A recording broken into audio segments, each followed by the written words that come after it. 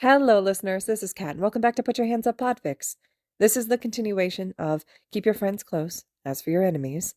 This will be Part 2, Chapter 2, entitled Act 2. 13 days until the deadline. 9:34 a.m., 30 degrees Celsius. Hurry up, losers. The villains won't give you time to relax. Uraraka was gasping for breath, ignoring the fire in her lungs in favor of taking a swig from her water bottle. On it! She started running again. The few clouds that drifted across the sun gave her momentary snatches of relief from the sheer, overwhelming heat that seemed to bake the cracking ground beneath her feet. But anything she got was short-lived. The heat wave had hit its height a few days ago, but lingering gusts of feverish air still wafted across the track. The meteorologist said that a storm was brewing, that the weather was about to get almost dangerously cold in around a week and a half, but Uraraka almost doubted the woman with the weather-telling quirk. Goodness, training with Bakugo was hard. He had no chill, especially with the upcoming assignment. Uraraka knew Midoriya was a strong, heck, even dangerous opponent, but they had him outnumbered and outquirked. 13 heroes to 7 villains, if you could call them as such. Real-life odds were never so kind for the heroes. Even so, Bakugo insisted on training them harder than he even had during the famed Bakugo boot camp, which Uraraka had herself been a part of. There is a difference between plus ultra and plus more aches than you know what to do with, however subtle. Still, Bakugo was her leader, and Midoriya was her friend.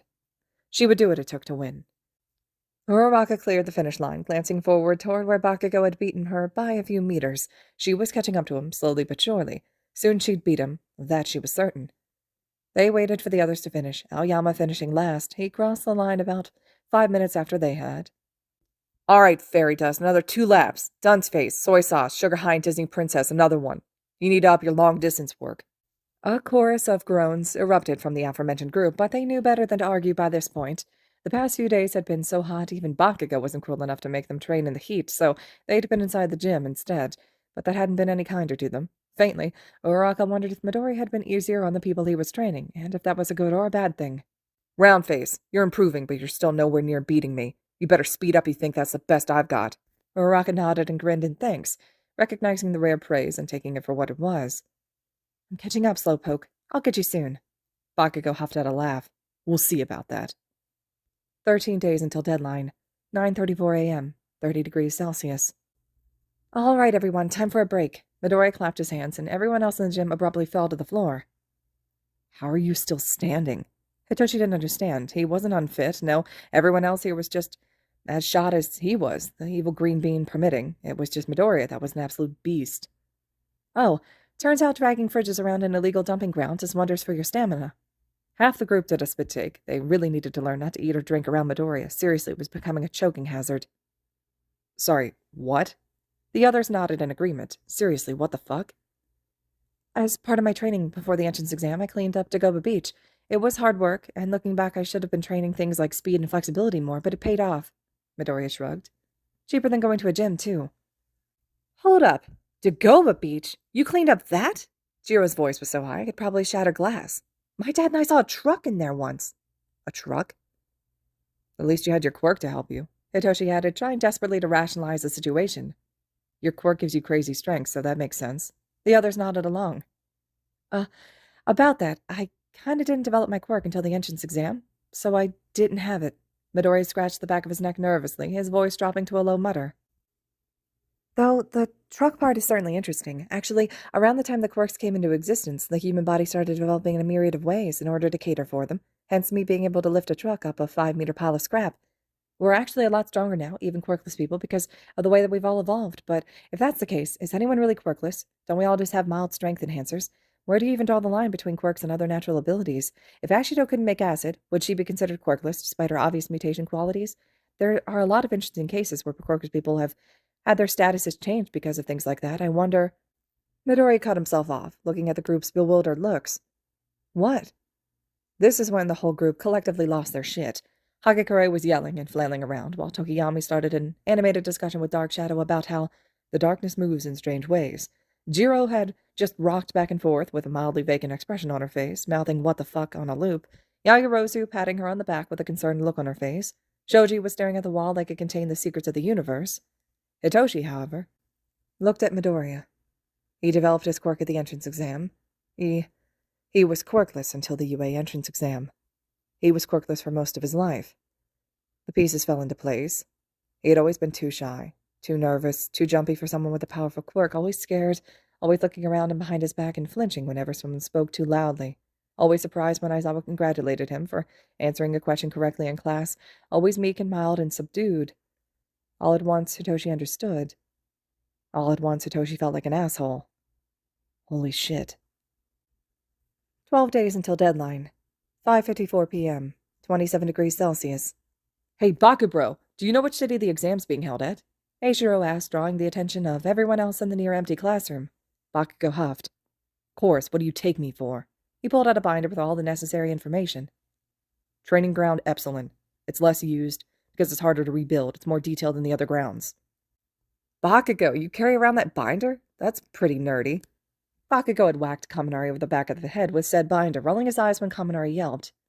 It's a teacher-issued binder, dunce face. I keep it with me so Deku doesn't steal it. Hold on. Why would Midoriya steal the binder? Doesn't he have the exact same one? Also, it seems unlike him. Ina trailed off. I'll say this once. Bakugo puffed in annoyance. You haven't heard some of the crazy shit Deku has said. I haven't seen in his notebook since he was 6, but if he was coming up with some of those ideas as a 6-year-old, his ideas now would be. Bakugo had sighed through its teeth, but Eiichiro knew a shudder when he saw one. It doesn't matter. Point is, if we let Deku get desperate enough to use his head, wouldn't put it past him to switch out the information in our binder to screw with our plans. Eiichiro's eyes widened. So that's why. Keep it quiet, Kirishima. Bakugo hissed, eyes a fraction wider than usual. We don't want the whole grade knowing now, do we? Eiichiro nodded. Sue cleared her throat. I know what you mean, Karo. She tapped her desk, deep in thought. He threw together a plan to get us out of the shipwreck zone at the USJ. We had little to no time, and even less resources. But Midoriya still got us out alive, and trapped all the villains there. Looking back, that's more impressive than I thought. Come to think of it, how did Midoriya do that? Smart or not, we still have the edge, right? Sero chimed in. One person can only do so much, even with all the support in the world. Eiichiro nodded along with the rest of the group, sans Bakugo. Among the relieved murmurs, he was the only one who had heard Bakugo sigh quietly. Deku doesn't need an edge. As Kirishima considered his words, he wondered, abruptly, if the hero team had made a very, very big mistake. He just wished he knew what that mistake was. 12 days until deadline. 5:54 p.m. 27 degrees Celsius. Hold on, so what are the objectives again? Kyoka slipped on a pair of noise-muffling headphones as she spoke. They were made for people with hearing quirks, so they didn't get too many sensory overloads. She'd usually keep them off, but the situation wasn't dire. Deal drugs, blow up a building, rob a bank, create a hostage situation, assassinate the mayor, graffiti something, steal something small from a small-time business, eliminate a hero from the exam, keep a secured base, and make a dramatic villain speech. Izuku took a sip of water. I've been doing some research on this exam. Turns out they've actually done it before. For every year level, even. But people aren't supposed to talk about it because some people kept on planning ahead. There used to be 11 objectives, and the villains had to get 6 in order to win, but because the villains kept on losing due to low recruitment rates, they dropped one. From memory, it was actually... Dark Shadow sneezed, and Izuku cut himself off, flushing slightly. Sorry, I got a little off track there. Basically, the villain team now has to get 5 of them to win. What are the specifics? Shoji didn't pitch in often, but when he did, he asked good questions. And how would you assassinate the mayor, if the only people in the arena are the students? The mayor, in true UA fashion, is a robot. You can kill them by attacking any of the sensors on their neck, wrist, chest, or back, whether that be with a paintball gun or a knife or anything else. They are located in the city hall, but there's only a small window of opportunity every few hours to get to him. Midoriya had really gone far into the research, hadn't he? He must have read the binder cover to cover multiple times to know it all that well. As for the base, the villains basically have to have a hideout where they keep their gear and plans and such. If their base isn't invaded for the whole 3 days, then they secure the objective.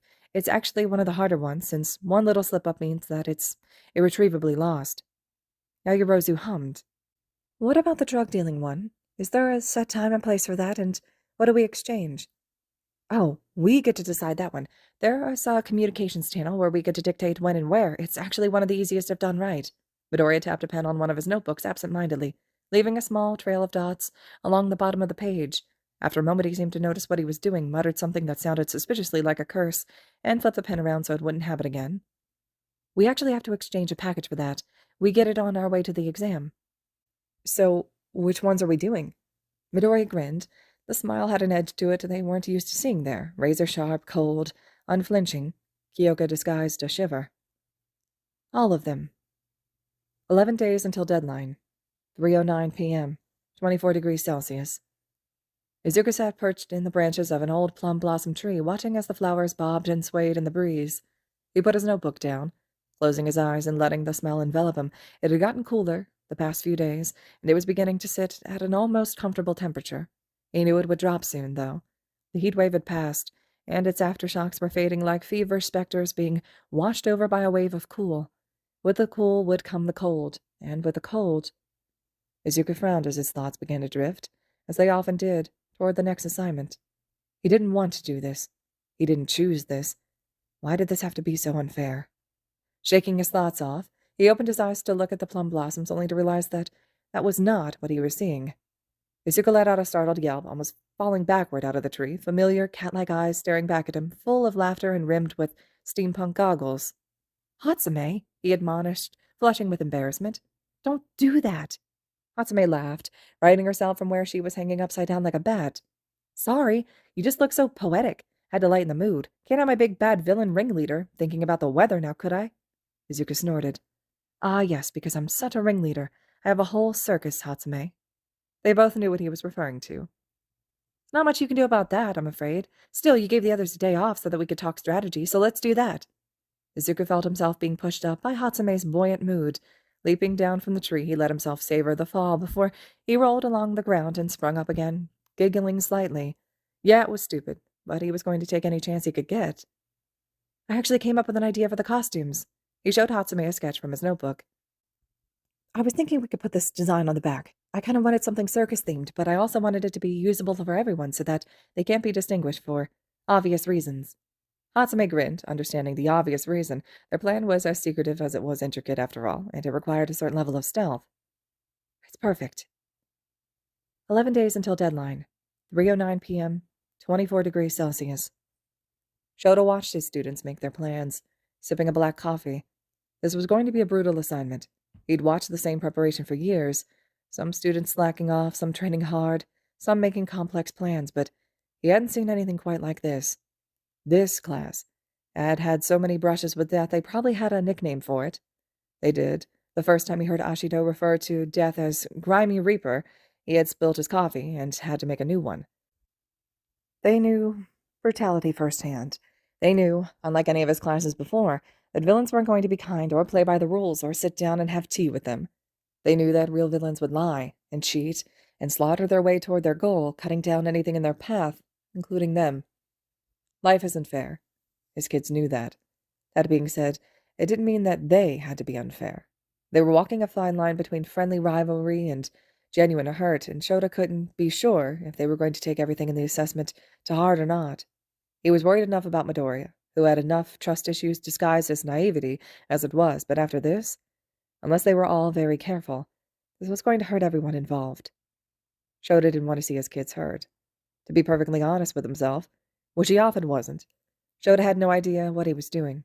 He didn't know how far to push these kids anymore because he knew that if he did, they would break irreparably. He wanted to help them, but they were either going to build each other up or break each other. Before this assignment, the latter hadn't been an issue at all, but it was too late for regrets. He couldn't call this off now. Shota took one last look at the hero team, who were all planning together for the first time since they formed, and one last look at Izuku and Hatsume, who were talking animatedly to each other, smudged with grease and oil. "Don't break each other, please." Shota went back inside. All right, listeners, this concludes Chapter 2, Act 2 of Keep Your Friends Close as for Your Enemies. Chapter 3, Act 3 will be up next. Hope you all are still enjoying, and as always, thank you so much for listening.